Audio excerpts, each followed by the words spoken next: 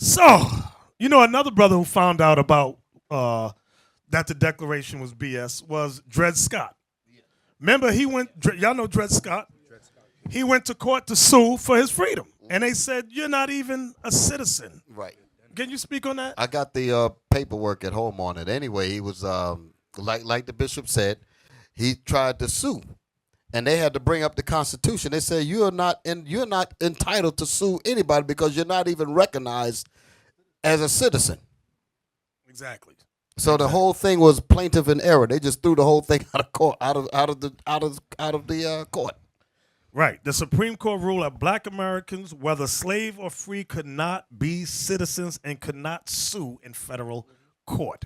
So, from that time on, you had black codes, you had Jim Crow laws, and the Jim Crow laws that stipulated that we were not citizens and did not have rights, even in vote. Can you ever hear black people say our ancestors died for the right to vote?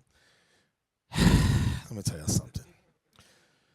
The Voting Rights Act of 1965, let me say it again. The Voting Rights Act of 1965 amended Jim Crow laws that stipulated we were not citizens. Your friendly neighborhood white man, Lyndon B. Johnson, he authorized the Voting Rights Act of 1965. It guaranteed white citizens by the 14th and 15th Amendments in the Constitution. It allowed us temporarily allowed blacks and Latinos the right to vote. Let me tell you something. Can we get the next clip about Selma? Let me tell you something about the Jim Crow laws. Let me tell you this. Listen good. Jim Crow laws imposed voting restrictions on us. The voting restriction was that if we went to vote, we had to prove, listen, you black people and you Latin people, listen good. We had to prove we were literate, meaning we had to read, we had to stand before the white man and read something of his choosing to prove we were literate to get a right to vote. Not only that, they had something called poll tax under that, but we had to pay a tax also if we wanted to vote. Then we had to prove that we owned property if we wanted to vote. Then there was a morality test. Listen good what I'm saying. Jim Crow enforced a morality test on us as well, where they questioned our morality, and determined whether we understood right and wrong. These are the things they put us through. So now in 1965, Lyndon B. Johnson said, well, let's amend that because of the King thing and all of that. Let me show you the clip with Oprah in Selma. Can we look at that clip real quick to show you? You work for Mr. Dunn down at the rest home, ain't that right?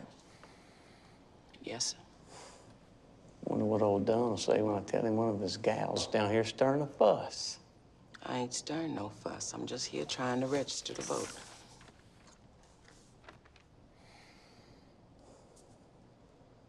Recite the Constitution's preamble. You know what a preamble is? We the people of the United States, in order to form a more perfect union. How many county judges in Alabama? 67.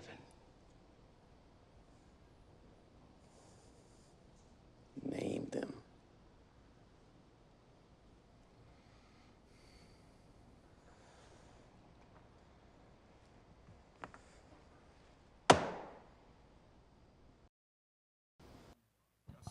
That's what was going on. So now you may ask, well, that was back in 1965. The Voting Rights Act of 1965 is still pertinent today. It has to be reauthorized every 25 years. They didn't get that, Bishop. They thought they were regular citizens. Just like white folks, they don't never have to go through this. Why is it that black people have to go through this process every 25 years? This particular thing have to always be re-looked at and extended. Exactly. Because in 2006, our voting rights was up. Blacks had to go down there, cry and cry. Then they had to reauthorize it in 2000. Look it up. They allowed us to vote back again in 2006. They said the next one will be the year 2031.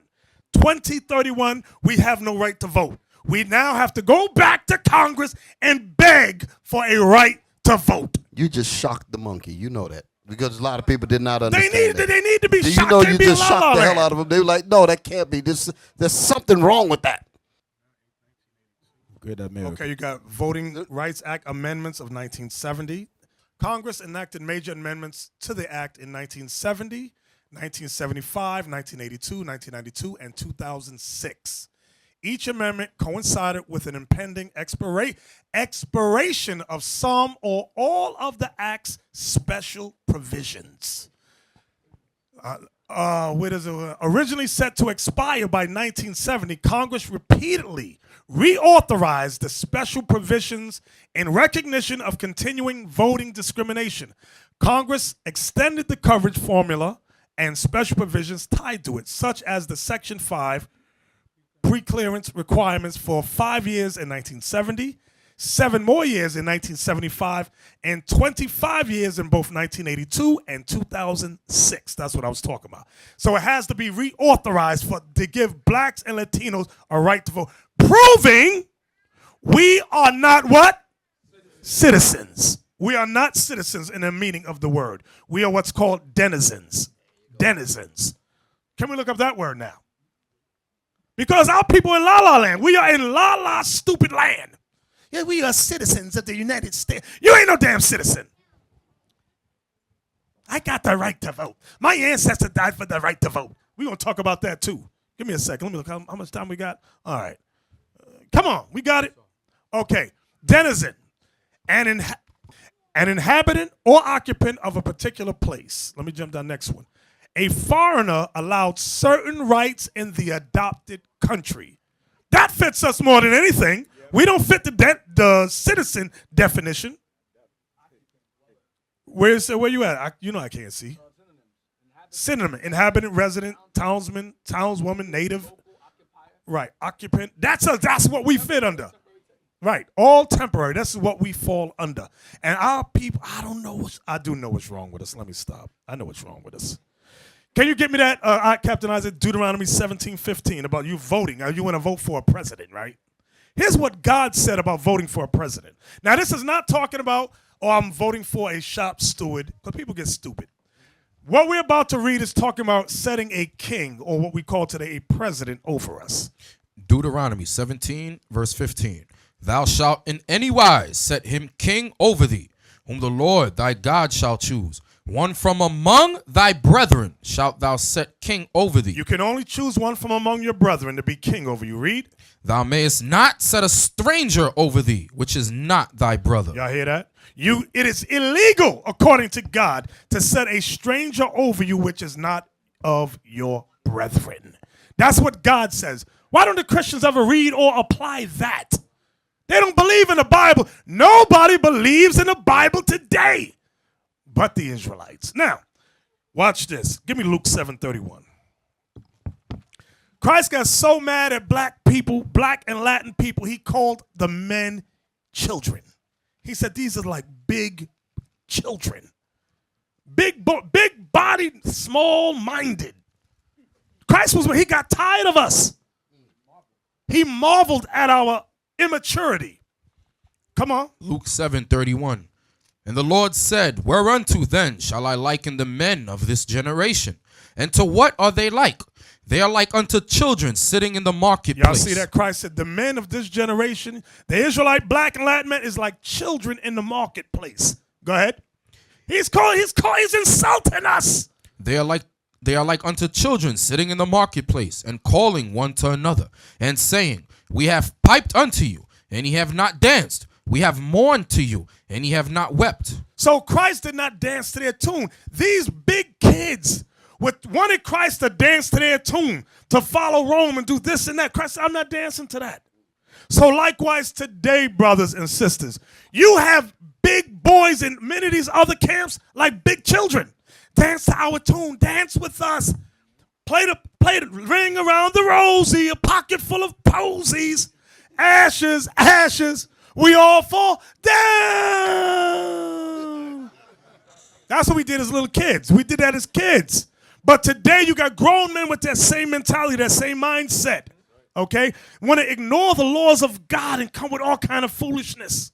Okay? And want us to dance with them. We're not dancing to that. Then the next group, can you come vote? We are not voting with you. No! Okay? Give me Ephesians 4:14.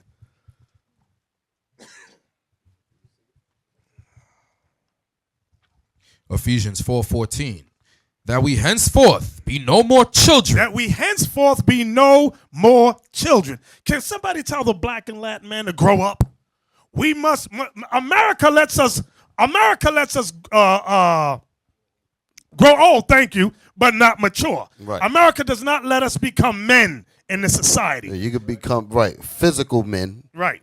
big football players to run up and down the gridiron, but got a mind like a child.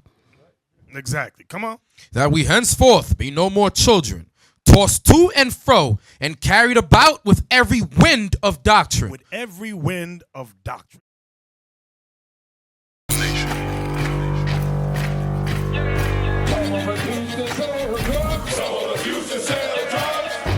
Nation is men leading by example.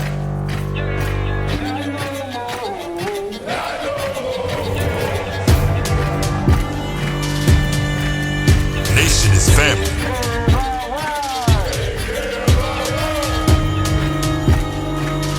Nation is community. Nation is children with role models.